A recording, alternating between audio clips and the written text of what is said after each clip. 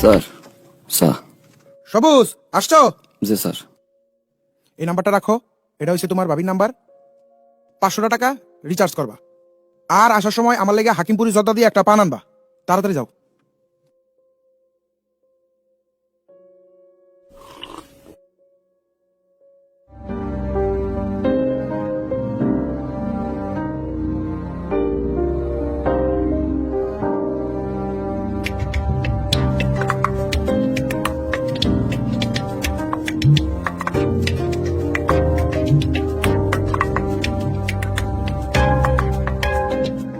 Sir আইসো? টাকা পাঠাই দিছি, আর এই যে পান। ভালো করছো। স্যার গতকাল তো কইছিলেন আজকের কথা। আরে বাবা, অফিসের মালিক কে আমি? অফিসের মালিক তো ভিতরে বই আছে। প্রতিদিন এক কথা আমারে কইও না বাবা, খুব কষ্ট লাগে আমারও। যাও, সময় হইলে পাইবা। ঠিক আছে। কোনো সমস্যা নাই, কোনো সমস্যা নাই, কাজ হয়ে যাবে। আইসো বুঝ, স্যারের রুমে 2 কাপ চা দিয়ে এসো। জি স্যার।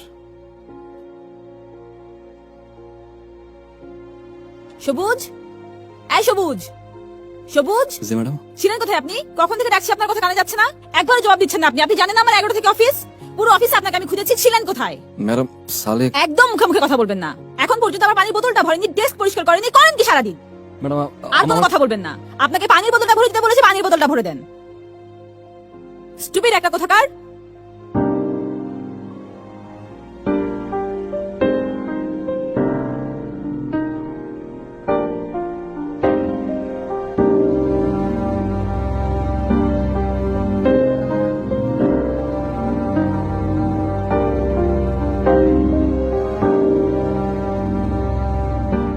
আপনি বাকি কাজগুলো জুনিয়রদেরকে দিয়ে দেন, আপনি এগুলো নিয়ে টেনশনই করবেন না, বুঝছেন?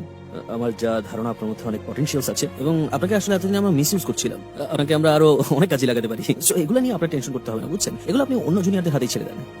সবুজ কিছু বলবো মনে হয়? স্যার আজকে তো স্যার মাসের 12 তারিখ, অফিসের সবাইয়ের বেতন তো হয়ে গেছে স্যার। আমার বেতনটা কি স্যার আজকে দেওয়া যায় স্যার? সালেক স্যারে কইছিলাম, কিন্তু স্যারে। সালেক সাহেব, সালেক সাহেব, সালেক সাহেব! জি স্যার। আপনি এই অফিসের অ্যাডমিন তো? জি স্যার। এইসব কি ছোট লোকের বাচ্চা রাখছেন অফিসে? আমার কাছে এসে স্যালারি চায়, আমার কাছে!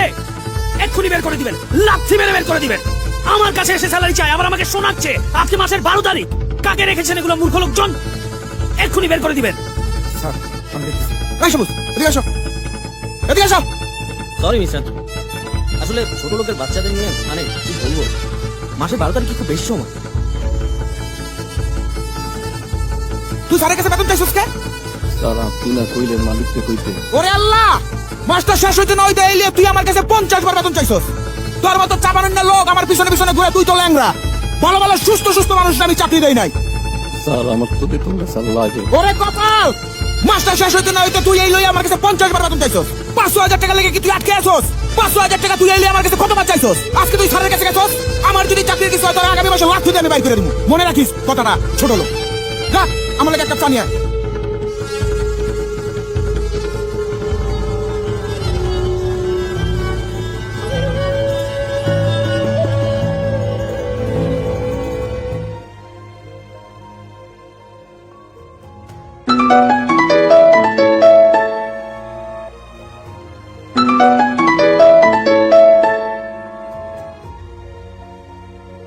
বাজান, ব্যথাটা দিয়ে বাইরে গেছে, কেমন জানি লাগতেছে। ওই টেস্টগুলাও তো করা নয় নাই। আজকা আউনের সময় কি ওষুধগুলা লয়াবি? ব্যথার চোটে আজ খাট থেকেও নামতে পারতেছি না।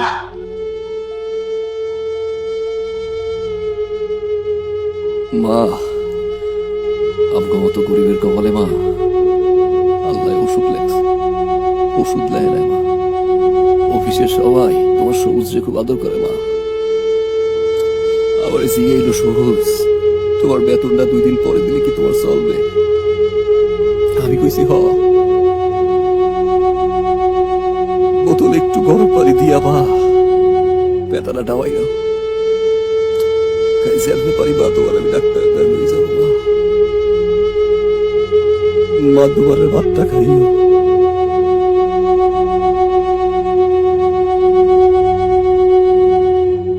আমরা সবাই জানি সমাজের এই সকল মানুষগুলো হয়তো কারো বাবা, কারো ভাই অথবা কারো সন্তান, কিন্তু ভুলে যাই তাদের সাথে হাসি মুখে একটু ভালো ব্যবহার করতে।